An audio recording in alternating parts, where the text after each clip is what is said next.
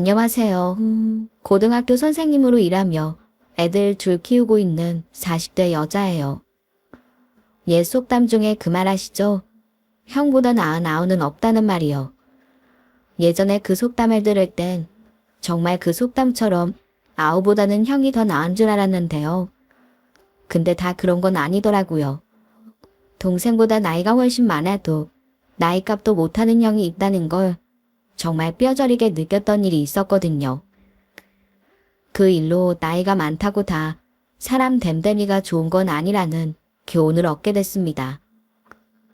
좀 잊고 싶고 지우고 싶은 이야기인데 제 인생을 걸고 했던 경험이라 사라지지 않는 기억이에요. 대체 무슨 일이 있었길래 그런 말을 하시는지 궁금하실 텐데요. 지체 없이 제가 경험한 그 기막힌 사연을 시작해 볼게요. 어렸을 때부터 제 장래희망은 선생님이었습니다. 아이들을 가르치고 또 그 애들이 좋은 방향으로 커갈 수 있도록 인도하는 게 선생님이라는 일이잖아요. 거기서 큰 매력을 느꼈죠. 그래서 임용고시를 보고 선생님이 됐고 부임한 첫 해에 담임을 맡게 됐어요. 담임 선생님이 되어 처음 아이들을 맡다 보니 긴장도 되고 아이들에게 꼭 좋은 선생님이 되겠다는 다짐을 했습니다. 아이들도 그런 제 진심을 알아줘서 반 아이들과 큰 문제 없이 잘 지냈어요. 하지만 딱 한 명 저를 힘들게 하는 학생이 있었죠. 우리 반에도 문제아가 있었는데요. 지각을 밥 먹듯이 하는 건 물론이고 수업 시간 땡땡이를 치는 것도 그 애에겐 일상이었습니다. 그래서 어떻게 하면 그 애가 학교 생활에 잘 적응할 수 있도록 도와줄 수 있을까 매일 고민했었네요. 그러다 우연히 우리 반 문제아의 과거를 알게 됐는데요. 그 친구가 원래는 공부도 잘하고 착실한 아이였대요. 근데 집안 형편이 어려워지면서 그때부터 삐딱선을 타기 시작했다는 거예요. 그 말을 듣고 내가 그 애를 도와줘야겠다 결심했습니다. 그래서 수업이 끝나고 그 애와 면담을 시작했어요. 진호야, 선생님이 진호한테 얘기하고 싶은 게 있어서 보자고 했어. 괜찮지? 네. 근데 무슨 일이신데요? 뭐 다른 건 아니고 선생님이 우연히 진호에 대한 이야기를 들었거든. 예전에 너 공부도 열심히 하고 학교 생활도 성실하게 잘했었다며? 그러다 집안 사정 때문에 네가 방황하기 시작했다는 걸 알게 됐어. 그래서 말인데 선생님이 널 도와줄 수 있는 방법은 없을까? 글쎄요. 선생님이 저한테 돈이라도 주실 거예요? 그거 아니면 방법 없을걸요. 아, 그래? 근데 선생님은 진호한테 필요한 건 돈이 아닌 것 같은데? 선생님이 봤을 땐 진호한테 마음의 위로가 필요한 것 같아. 그리고 진호가 다시 예전으로 돌아갈 수 있도록 이끌어주는 사람이 필요하고. 그리고 선생님이 진호한테 그런 사람이 되어주고 싶어. 지금은 네가 마음이 닫혀 있어서 선생님 말이 잔소리처럼 들릴 수 있을 거야. 그래도 선생님은 항상 널 기다리고 있을 테니까 네가 달라지고 싶다면 언제든 말해. 그럼 선생님이 도와줄게. 알았지? 제 말에 그 애는 아무 말도 하지 않았어요. 하지만 저는 그 애가 자기 고민을 터놓고 말할 수 있도록 도와줬고 때로는 편지도 쓰면서 제 진심을 전했습니다. 그리고 드디어 제 진심이 그 애를 변화시키는 날이 찾아왔어요. 언젠가부터 그 친구는 지각을 하지 않았고 수업 시간에도 집중하는 모습을 보여줬어요. 그렇게 달라진 그 애를 보니 선생님인 절 믿고 따라와 준 게 참 고마웠죠. 그 애가 마음을 다잡고 성실히 학교 생활을 하니 그의 가족들이 제게 고마움을 전했습니다. 특히 그 애에게는 널사 위에 형이 있었는데 그 형이 학교까지 직접 찾아와 고마움을 표현했죠. 그러다 우연히 거리에서 그의 형을 만난 적이 있어요. 우연히 만난 게 반가워 차 한 잔을 마시게 됐는데요. 그때부터 그 사람이 내 제자의 형이 아니라 멋진 남자로 보이는 거예요. 그건 그 사람도 마찬가지였고요. 그 사람도 동생 담임인 제게 호감을 갖게 됐고 저희는 연애를 시작했어요. 그렇게 그 사람을 향한 감정이 깊어질 때쯤이었습니다. 그 무렵 생리를 하지 않아 병원에 갔다가 제가 아이를 가졌다는 걸 알게 됐어요. 임신은 생각도 못한 일이라 당황스러웠지만 일단 그 사람에게 아이였죠. 그 사람은 아이를 가졌다는 이야기를 듣고 정말 기뻐했어요. 하지만 자기 사정이 좋지 않다고 솔직하게 털어놓더라고요.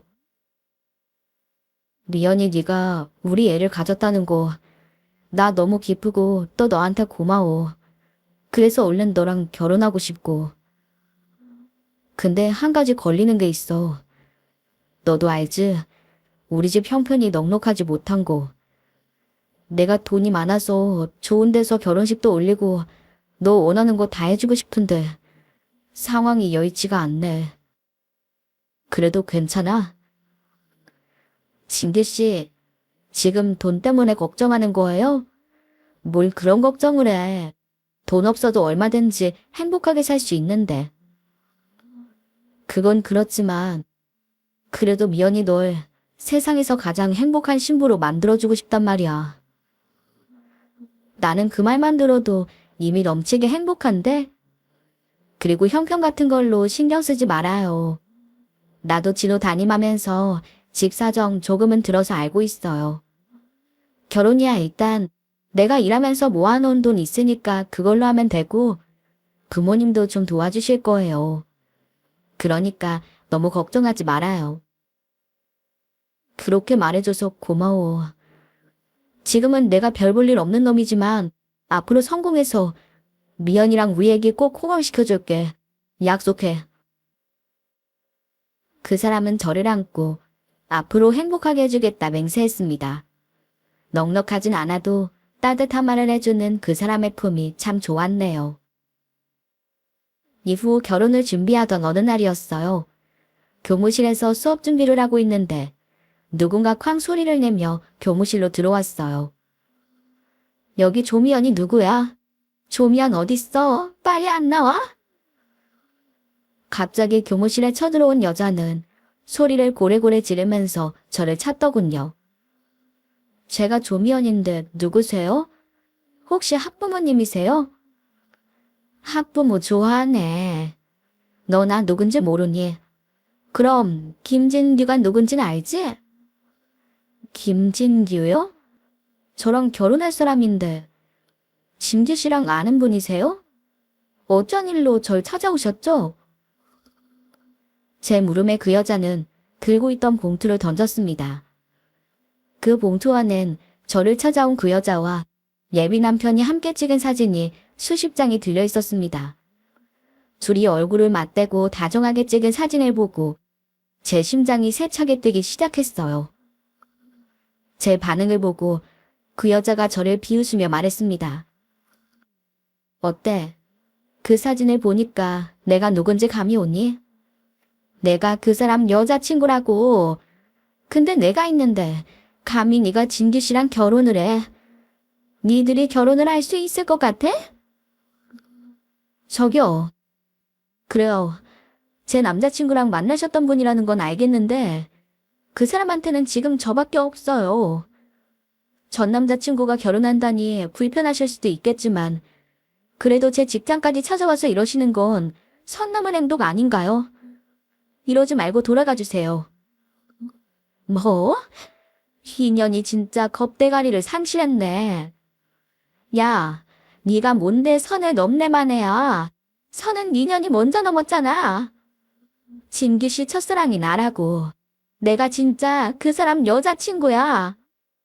나랑 잠깐 헤어져 있을 때 그 틈 비집고 들어와서 꼬리친 주제. 어디서 큰 소리야. 어딜 감히 내 남자를 뺏어. 그 여자는 악을 쓰며 제게 달려들며 뺨까지 후려치는 게 아니겠어요. 이봐요. 지금 뭐 하시는 거예요?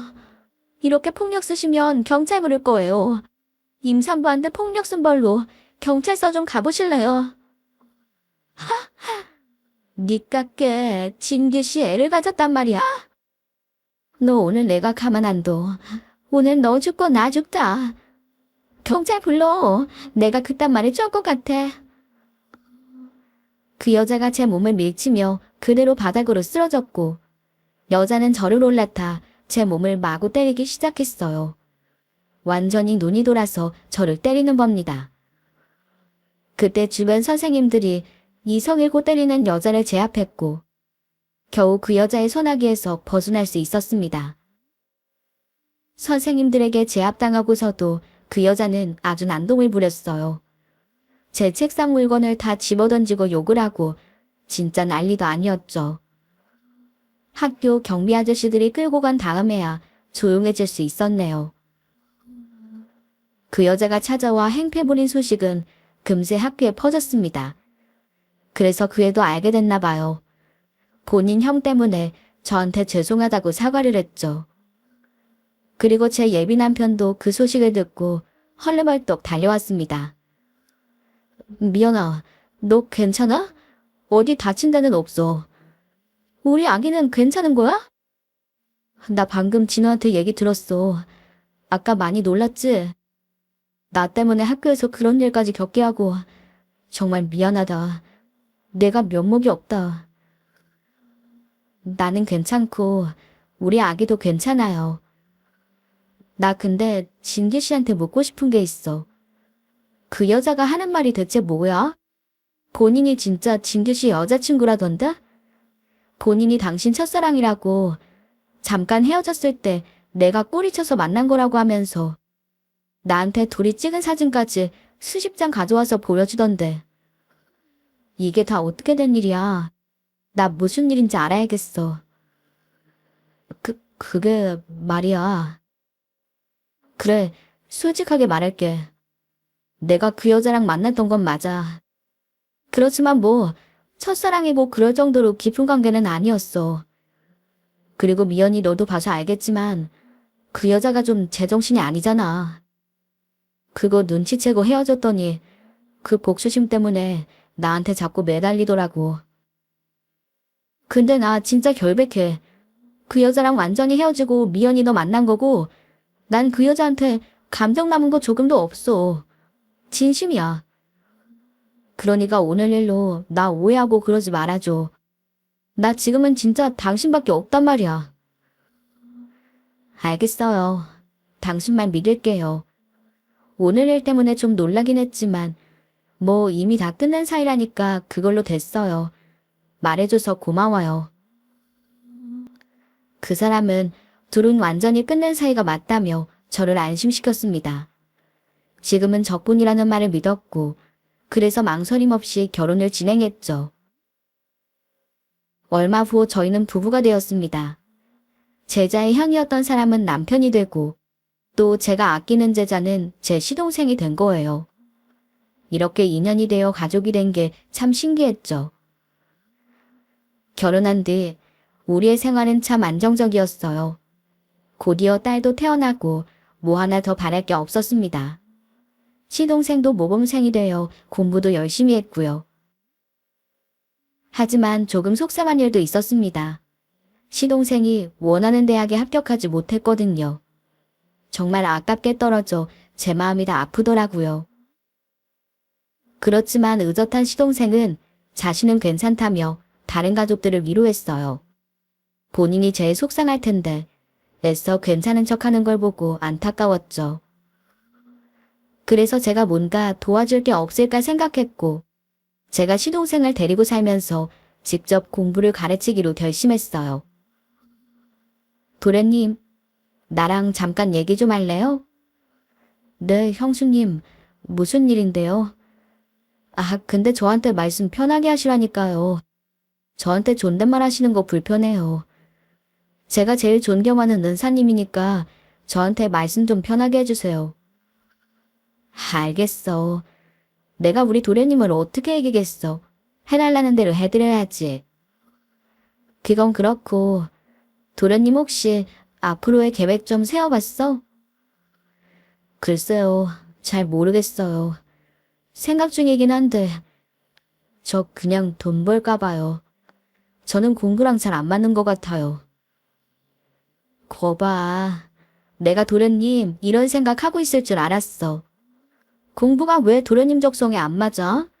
지금 대학 떨어졌다고 그러는 거야? 근데 한참 모자라서 떨어진 게 아니고 진짜 아깝게 떨어진 거잖아. 도련님이 조금만 더 일찍 마음 잡고 공부했다면 충분히 합격했었을 거야. 그러니까 좀만 더 힘내서 해보자. 여기서 성적 좀 더 올리면 원래 목표보다 더 좋은 학교도 갈 수 있을 거고. 안 된다고 포기하지 말고 공부 더 해봐. 앞으로 내가 도련님 공부 가르쳐 줄게. 형수님이요? 학교 일도 바쁘고 조카 키우는 것도 바쁜데 저 공부까지 봐주실 수 있겠어요? 걱정 마. 내가 그 정도도 못할까 봐?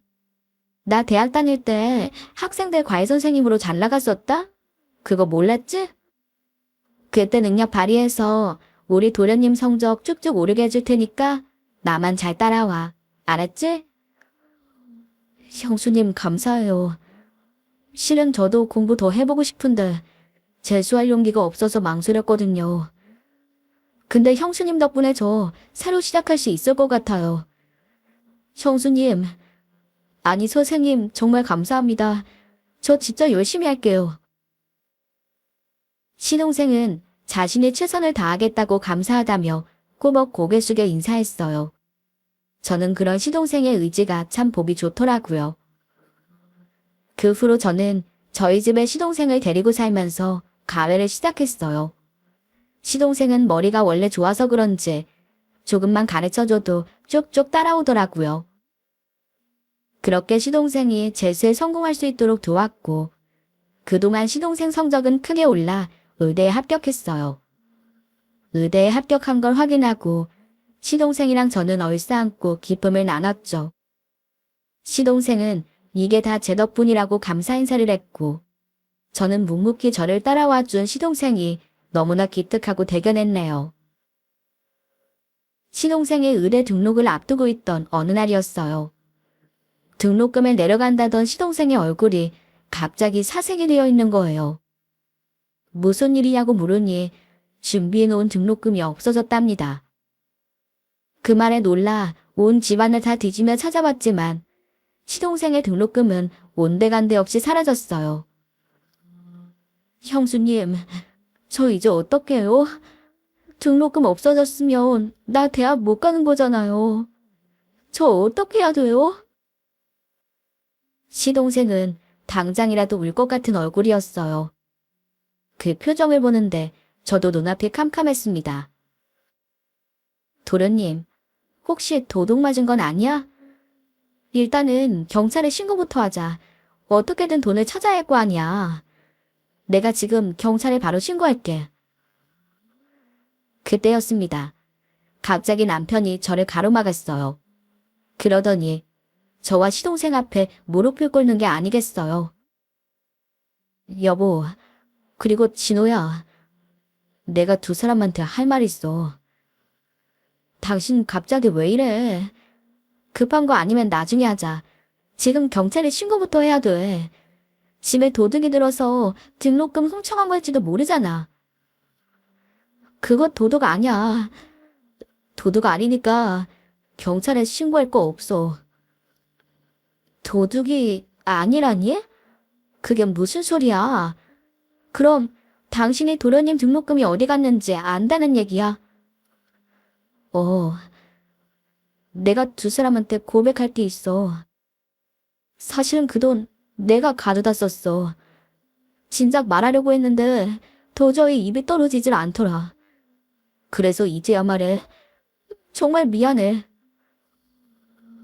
남편의 고백에 머리가 멍해지는 것 같았습니다. 도련님과 저는 그 상황이 받아들여지지 않았어요. 그러니까 당신이 도련님 등록금을 가져다가 썼다는 거야. 대체 왜? 당신이 돈 쓸 일이 뭐가 있어서?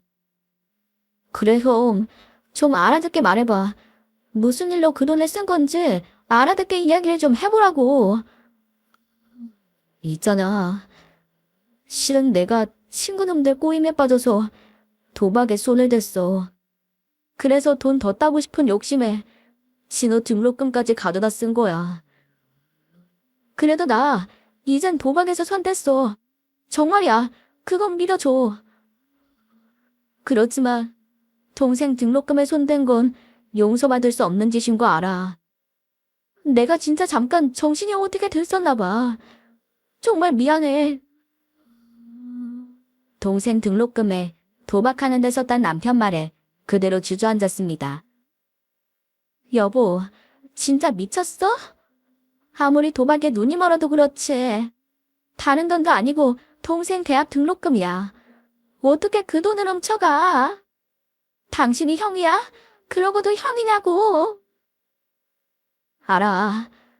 그래서 나도 죄책감에 며칠 동안 잠을 못 잤어. 나도 내 잘못인 거 잘 안다고. 진호야, 정말 미안하다. 이 형이 모자라서 미안해. 형의 죄인이다. 형, 나 지금 어이가 없어서 말도 안 나와. 다른 사람도 아니고 어떻게 형이 내 등록금에 손을 대. 그 돈이 어떤 돈인지 알면서. 그럼 나 이제 대학 어떻게 가? 내가 얼마나 가고 싶던 의대였는데. 형 때문에 다 망쳤어. 형이 다 책임져. 시동생은 울며 집을 뛰쳐나갔습니다. 저도 너무 기가 막혀서 뭘 어떻게 해야 좋을지 모르겠더라고요. 하지만 그대로 있을 수만은 없었어요. 당장 상황을 수습해야 했으니까요. 우리 시동생 대학 등록부터 마련해야 했네요. 저는 일단 제가 모아둔 돈과 아이 돌반지를 팔아 등록금에 준비해두었어요. 그리고 그 돈을 밤늦게 집에 돌아온 시동생에게 건넸습니다. 도련님, 아까 형 때문에 많이 속상했지? 내가 다시 한번 사과할게. 정말 미안해. 형수님이 왜요? 형이 잘못한 건데 왜 형수님이 사과를 해요? 그러지 마세요. 아니야. 내가 너무 미안해서 그래. 그리고 이거 도련님 등록금이야. 내일이 등록 마지막 날이지? 내일 아침 되자마자 이 돈 가지고 가서 등록해. 아니에요. 저 괜찮아요. 괜찮긴 뭐가 괜찮아. 도련님 의대 꼭 가고 싶어 했잖아. 그러지 말고 이 돈 받아. 이 돈을 어떻게 받아요? 형 잘못인데 왜 형수님이 대신 수습을 해요? 속상하게. 그러게. 도련님도 형 밉지? 나도 내 남편이지만 너무 미워. 그렇지만 지금은 도련님 대학 등록하는 게 먼저잖아. 그렇다고 집안 형편도 어려운데 어머님 아버님께 다시 돈 얘기 꺼낼 수도 없는 거고. 그냥 이 돈 받아. 도련님은 아무 생각하지 말고 이 돈 받아서 대학 열심히 다니면 돼. 울지 말고. 형수님 죄송해요. 제 등록금 마련해 주시느라 고생하셨을 텐데 너무 고맙고 감사합니다. 우리 형보다 형수님이 훨씬 낫네요. 피로 나는 친형보다 형수님이 훨씬 더 든든하고 의지가 돼요. 이 돈 진짜 감사해요. 저 멋진 의사 돼서 형수님께 은혜 갚을게요. 시동생은 몇 번이고 고맙다고 인사했고 등록금 때문에 마음 들였을 시동생의 손을 꼭 잡아줬어요. 이후 시동생은 무사히 대학에 들어가 멋진 의대생이 되었습니다. 어찌나 열심인지 매번 장학금을 놓치지 않았어요. 그리고 남편도 큰 문제 없이 착실하게 생활했네요. 도박엔 손을 떼고 택시기사 일을 성실히 했어요. 그러나 그 생활도 오래가지 않았습니다. 택시에 탄 손님과 시미가 붙어 싸움이 났고 결국 일을 그만두게 됐어요. 그리고 몇 달을 집에서 놀다가 대뜸 가게를 내고 싶다고 하는 거예요. 예전부터 장사를 하고 싶단 말을 했었는데 사실 장사가 아무나 하는 게 아니잖아요. 그래서 쉽게 허락할 수가 없더라고요. 하지만 남편은 잘할 수 있다며 끈질기게 저를 설득했고 그 열정에 제가 지고 말았어요. 그래서 대출까지 받아서 제 명의로 남편의 가게를 내주었습니다. 가게를 오픈하고 남편은 제 생각보다 더 열심히 일했어요. 시동생도 이제야 우리 형이 철든 것 같다며 안심했죠. 저 또한 그랬고요. 시간이 흘러 어느덧 도련님이 의대를 졸업할 때가 됐습니다. 졸업식 날 다 같이 학교에 가기로 했는데 남편이 갑자기 가게에 급한 일이 생겼다며 갈 수가 없다는 거예요. 그래서 결국 남편 빼고 다른 식구들이가 시동생 졸업을 축하해줬어요. 그리고 함께 돌아오는데 남편이 궁금하더라고요. 가게에 일이 생겼다는데 무슨 일인가 걱정이 되기도 해 남편 가게에 찾아갔네요. 그런데 거기서 정말 못 볼 광경을 보고 말았습니다. 남편이 어떤 여자를 끌어안고 있는 거예요. 다가가서 보니 남편 품에 안겨있는 그 여자는 그때 그 여자였습니다. 남편 뺏어갔다며 예전에 제 머리채를 잡던 그 여자요. 여보, 지금 뭐 하는 거예요? 당신 지금 딴 여자랑 뭐 하는 거냐고. 제 목소리에 남편과 그 여자는 당황했는지 황급히 떨어졌습니다. 남편은 저한테 막 뛰어오더니 오해라며 저를 붙잡았어요. 저기, 이거 당신 오해야. 내가 다 설명할 테니까 잠깐만 내 말 좀 들어봐. 어? 오해? 내가 지금 본 게 있는데 무슨 오해? 저 여자, 그 여자 맞지? 당신이 첫사랑이라던 그 여자. 혹시 둘이 지금까지 만나고 있었던 거야? 그래? 무슨 소리야? 나 당신밖에 없는 거 잘 알잖아. 상황만 보고 오해할 수 있어. 그렇지만 내 이야기 좀 들어줘. 나 진짜 억울하다니까. 뭐가 억울해? 딴 여자랑 껴안고 있었으면서 나한테 들킨 게 억울하다는 거야.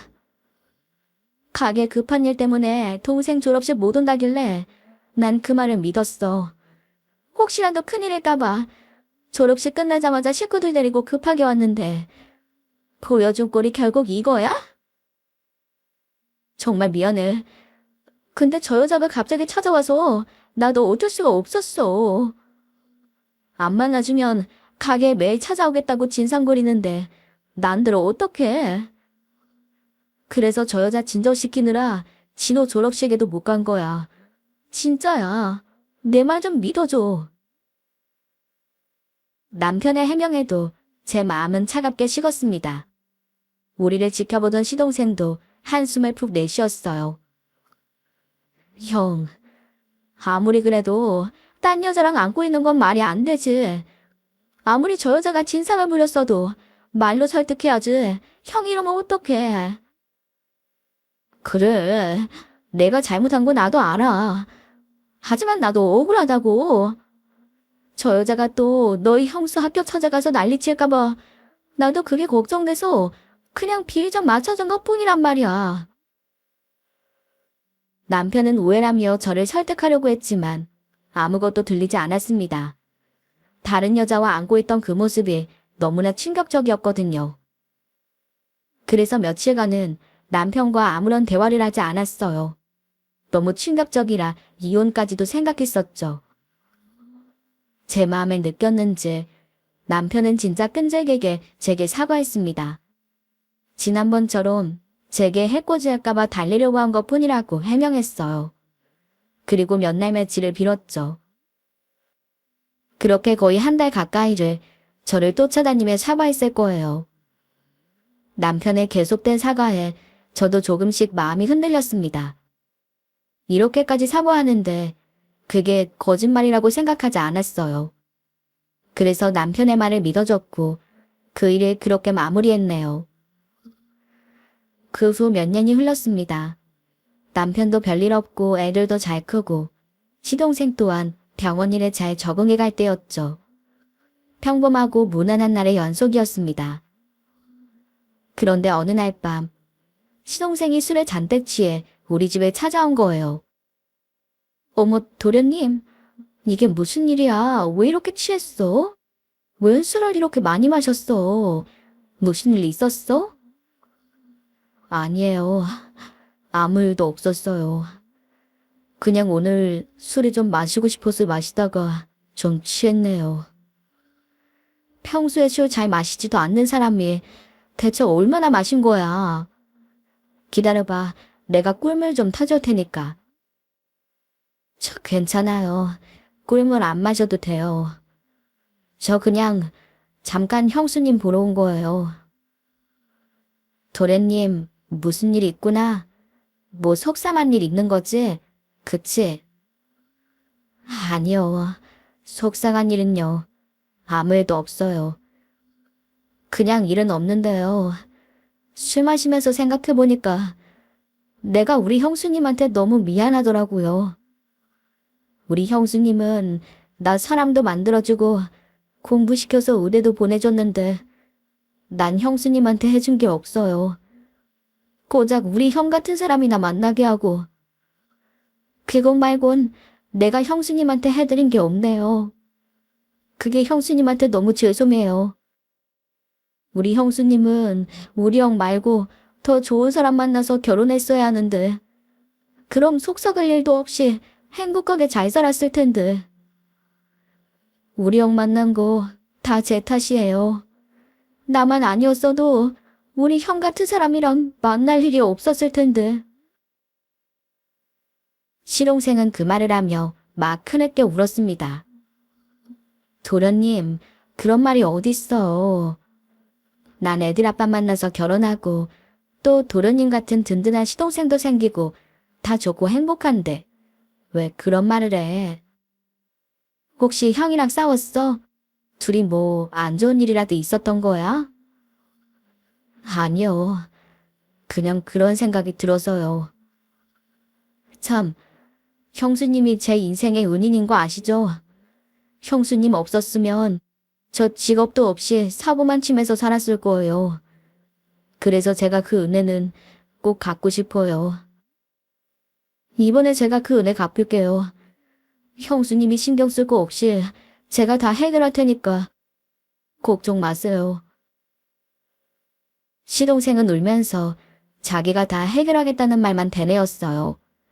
무슨 영문인지 모르지만 일단 알았다고 달래 집으로 돌려보냈죠. 근데 걱정이 좀 되더라고요.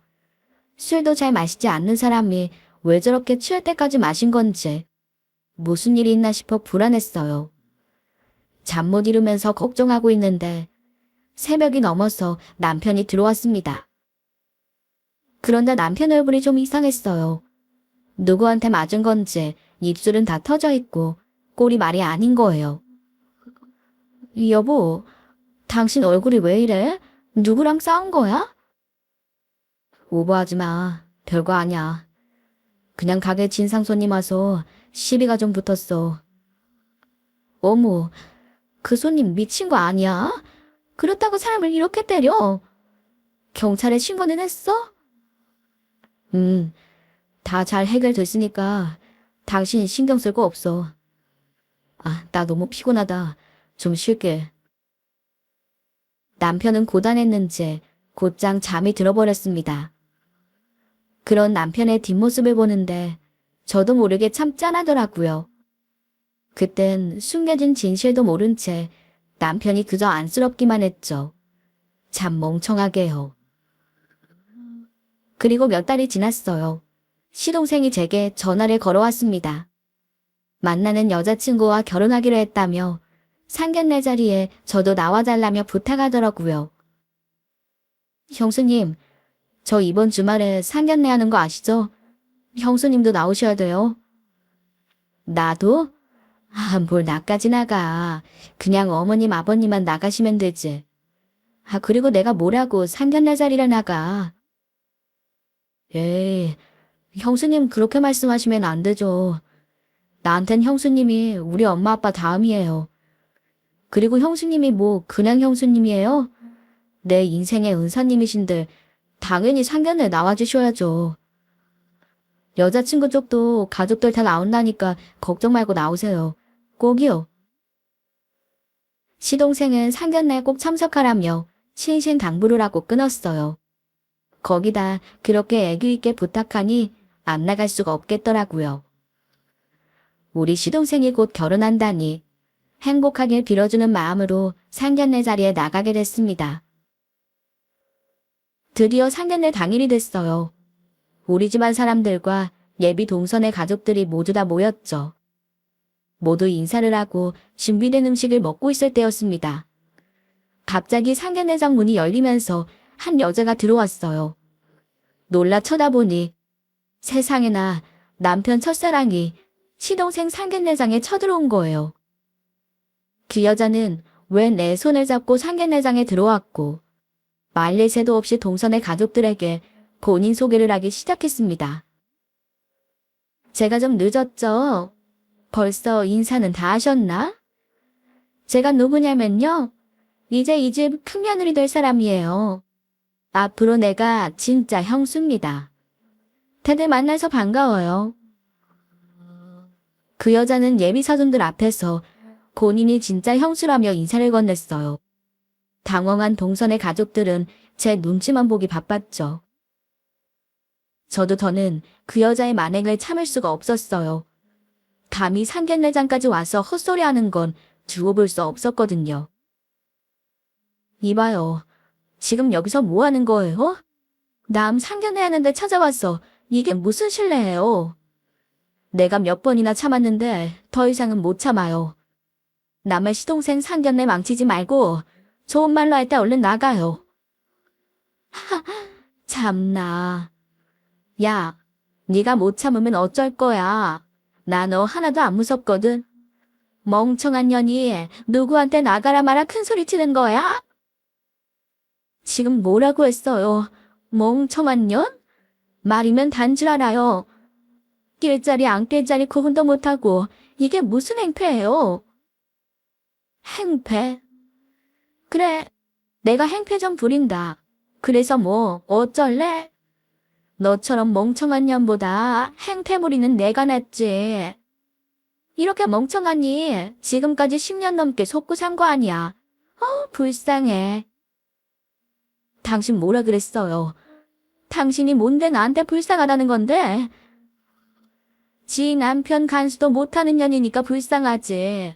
거기다 멍청하기까지 하잖아. 오죽 멍청하면 지 남편이 10년 넘게 나랑 만나는 것도 몰라? 그게 무슨 말이에요? 당신이 내 남편이랑 만났다니 그게 무슨 말이냐고. 뭔 선생이란 년이 이렇게 머리가 나빠. 내가 알아듣게 설명해줘? 그러니까 네 남편이 너랑 결혼하고부터 지금까지 쭉 나랑 만났다고. 너처럼 둔하고 멍청한 년이랑은 재미가 없대. 그래서 진규 씨가 얼마나 날 찾아왔는지 알아? 넌 그것도 몰랐지? 그러니까 내 남편이 당신이랑 계속 만났다 이거야. 둘이 지금까지 날 속였어. 그래, 이제야 말귀를 좀 알아듣네. 내가 네 남편하고 바람 폈다고. 어떻게 그걸 지금까지 몰라? 아니지, 바람이 아니라 내가 본처지. 나랑 진규 씨가 먼저니까 내가 본처고 네가 첩이네. 어디 천년 주제, 시동생 상견례라고 나와 있어. 네 년이 가로챈 그 자리 주인 원래 나라고. 얼른 안 꺼져? 그 순간 제 인내심이 바닥을 쳤어요. 당장 자리에서 일어나 남편 상간녀를 밀치며 말했습니다. 당장 여기서 꺼져. 나 진짜 경찰 부를 거야. 좋아, 경찰 불러. 나 겁날 거 없어. 여기 얘 보이지? 얘 나랑 진규 씨 사이에서 낳은 오리 자식이야. 남편하고 내 새끼가 여기 있는데 내가 겁날 게 뭐가 있어? 네 년이나 이 자리에서 꺼져. 못 나가겠으면 내가 내보내줄게. 그랬습니다. 남편 상간녀가 데려온 그 애가 바로 내 남편 아이였던 거예요. 충격적인 사실에 저는 그 자리에 그대로 주저앉았고 그대로 혼절할 뻔했습니다. 제가 주저앉자 남편 상간녀가 다가와 제 머리채를 잡고 밀치며 내 자리를 뺏는 그때였습니다. 갑자기 악 하는 비명소리가 들렸어요. 놀라 바라보니 눈이 뒤집힌 시동생이 상간녀의 뺨을 후려갈기고 남편 얼굴에 주먹을 내리꽂았더군요. 남편과 상간녀 둘 다 쌍으로 나락보내고 있었죠. 야, 이 인간 같지도 않은 것들. 니들이 사람이야? 짐승만도 못한 것들. 짐승도 이거보단 나아. 나이는 다 어디로 처먹었어. 부유한 게 뭘 자랑이라고 여기까지 와서 떠들어. 그러더니 시동생은 제 남편 멱살을 잡았습니다. 너 내가 뭐라 그랬어? 형수님 알기 전에 저 여자랑 정리하라고 경고했지? 그때 그렇게 맞고도 정신을 못 차렸어? 저기 동생아, 이거 좀 놓고 말해. 무섭게 왜 이래? 뭐? 무서워. 무서운 걸 아는 새끼가 형수님도 뭐 10년 넘게 바람 피우고 살았냐? 거기다 애까지 만들어 놓고. 지난번에 나한테 불륜 걸렸을 때 더 뒤지게 패줄 걸 그랬어. 그때 덜 맞았지, 그치? 참 대단하다. 난 애까지는 안 놓고 두 집 살림까지 차리고 사는 줄은 몰랐네. 네가 그러고도 인간이냐? 너 같은 남편 데리고 사는 형수님한테 미안하지도 않아. 이 나쁜 새끼. 시동생은 다시 한번 남편의 얼굴에 주먹을 날렸습니다. 시동생의 주먹을 맞은 남편은 아무 말도 못하고 코피만 흘리고 있었죠. 그리고 시동생은 제 앞에 무릎을 꿇었어요. 형수님 죄송해요. 이런 꼴 당하게 하지 않으려고 제 선에서 해결하려고 했는데 그게 잘 안 됐어요. 헤어지겠다기에 그 말만 믿었는데 저렇게 정신 못 차리는 줄은 몰랐네요. 정말 죄송합니다. 시동생의 그 말을 듣고 문득 그날 일이 스쳐 지나갔어요. 술 취해 찾아와 미안하다며 자기가 해결하겠다고 했던 그날이요. 그제야 그 말의 의미를 깨달았습니다. 시동생은 제 형의 불륜을 알면 제가 상처받을까봐 본인이 어떻게든 해결하라 했던 거예요. 하지만 동생한테 얻어 터지고도 정신 못 차린 제 남편은 결국 이혼 사단을 내고 말았죠. 도련님 일어나요. 도련님이 왜 나한테 무릎 꿇고 사과를 해?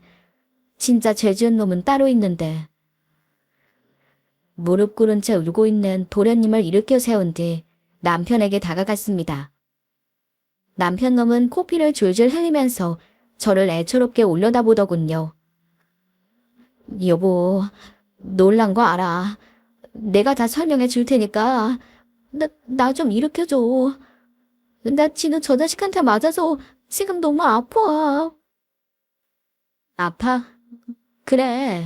너 같은 새끼는 좀 더 아파봐야 돼. 그 말을 하고 남편의 뺨을 세게 갈겼습니다.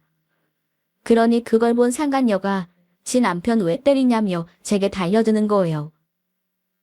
야, 너 뭔데 징계시 때려? 너 한번 맞아볼래? 너야말로 오늘 나한테 뒤지게 맞는 날인 줄 알아. 그리고 상간녀의 머리를 세게 후려 갈겼습니다.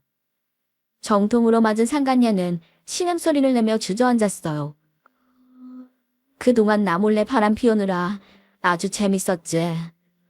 근데 어쩌니? 이제 재밌는 거 다 끝났는데. 내가 니들 앞으로 피눈물 흘리며 살게 해줄 거거든. 감히 날 속이고 바람을 피워? 나 너희들 가만 안 둬. 그러자 남편이 제 바지가랑이를 잡고 매달렸습니다. 여보, 내가 잘못했어. 이번엔 진짜 저 여자랑 헤어질게. 그러니까 나 버리지 마. 나 당신 없이는 못 사는 거 알잖아. 볼 것도 없는 놈이랑 결혼해주니까 감히 바람을 피워. 너 내가 절대 용서 안 해. 네 인생 시공창으로 만들어줄 테니까 두고 봐. 저를 붙잡는 남편의 면상을 걷어차주고 그 자리에서 빠져나왔습니다. 그리고 곧장 남편에게 이혼소장 날렸어요.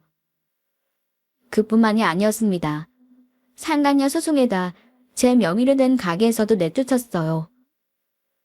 알거지로 거리에 나앉게 되니 남편과 상간녀가 제 앞에 와 제발 가게만은 남겨달라며 빌었지만 눈 하나 깜빡하지 않고 두 년놈들 탈탈 털어 내쫓았습니다. 그리고 얼마 후 시동생은 결혼식을 올렸어요. 상견례 자리에서 그 난리가 나 걱정이 많았는데 그래도 시동생의 성품을 보고 결혼을 허락해 주셨죠. 저는 갈까 말까 망설였는데 남편과 연은 끝났어도 시동생과의 연은 남아있잖아요. 그 마음으로 참석해 시동생의 새로운 출발을 축하해 주었네요. 식장에 가서 전 시댁 식구들 그리고 시동생과 인사를 나누는데 갑자기 실장이 소란해졌어요. 돌아보니 남편과 상간녀가 아주 거짓골로 와 있더라고요. 그 꾀죄죄한 행색을 보니 기가 막히는 겁니다. 그렇게 와서 하는 말이 뭐였는 줄 아세요? 본인들 돈 달라는 말이었어요. 진호야, 당신도 여기 와 있었네? 둘 다 잘 만났다. 나 돈 좀 줘. 축의금 들어온 걸로 나 돈 좀 달라고. 우리 지금 굶어 죽게 생겼어. 형의 꼴을 보고 시동생은 혀를 끌끌 찼습니다. 동생 결혼식 와서 이러는 거 쪽팔리지도 않냐? 너 줄 돈 없으니까 빨리 꺼져. 다신 보고 싶지 않으니까. 그러나 여전히 주제 파악 못한 상간녀가 시동생을 향해 큰소리치고 저한테도 시비 거는 거예요. 야, 너 의사라고 네 형한테 까부는 거야. 어디 10살 위 형한테 반말이야. 그리고 넌 이혼한 주제에 여긴 왜 왔어? 아직도 네가 이 집 며느리인 줄 알아? 이제 이 집 며느리는 나라고. 의사 시동생 형수님은 나라니까. 여기까지 와서 진상 부리지 말고 나가. 누가 니들 반긴다고 여기까지 찾아와? 그렇지만 그들은 끝까지 진상을 부렸어요. 축의금 받은 거라도 달라더니 결혼식 뷔페라도 먹고 오겠다고 난리를 피우는데 진짜 못 볼 꼴이더라고요. 그것들 행패에 결국 경찰까지 등장했고 경찰에게 붙잡혀 질질 끌려나갔습니다. 그게 제가 본 그 진상들의 마지막 모습이에요. 시동생 결혼식에서 행패 부리고 시부모님도 큰아들을 버리셨대요. 그렇게 다 연 끊긴 것도 모자라 돈이 없으니까 돈 연놈들이 사채까지 썼나 봐요. 돈 끌어쓰다 감옥살이 중이라는 것까지 들었습니다.